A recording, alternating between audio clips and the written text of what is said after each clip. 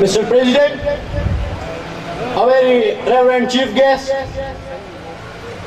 widely respected teachers, all the dignitaries and my fellow students, Assalamu alaikum and a very good morning. Today, we gather here to celebrate the Defense Day of our beloved homeland, Pakistan. We are here to pay a huge tribute to our national heroes in the appreciation of the valiant character which they had shown while defending the soil of this country.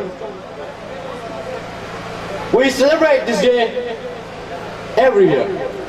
Such days are of paramount importance for the nation. Now the question is, why? Why do we celebrate this day? We celebrate this day because we have defeated the galleons of our enemies, twice big in power and resources.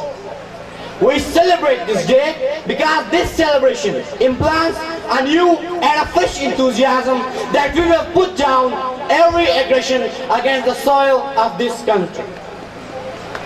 We celebrate this day to make this country a peaceful abode for the world and our generations to come. We celebrate this day because this day reminds us that Pakistan has always been fertile in the production of warriors. Mr. President, we celebrate this day because our enemy launched a full-scale attack, but our valiant soldiers held fast, and then in counterattack, they broke the enemy's line. This celebration is for the immaculate heroes of the war of 1965. Making the plans of taking a breakfast in Lahore resulted in sending them to hell. Launching an attack on Pakistan resulted in their mass killings and heavy casualties.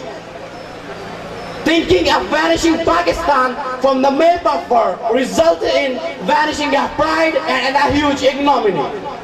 Collecting an enormous amount of war accessories and force proved to be nothing more than a knot. So the net result of all their black designs was an international shame and providing fuel for the hell.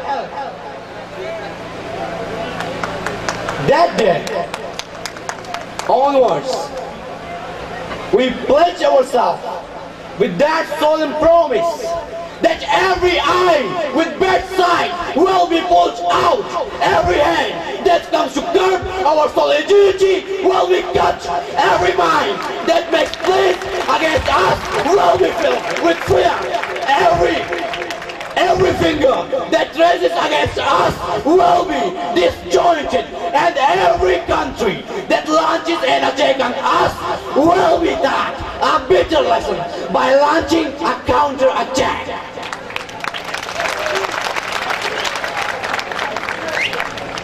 Mr. President, Pakistan is a peace-loving nation. We love peace, we love liberty, we love equality, but our peace-loving character should not be taken for cowardice. And last, a tribute to our soldiers. Thou art our pride, thou art our honor. For thee I sing, our soul's king. Thou givest thy lives for our betterment. Thank you.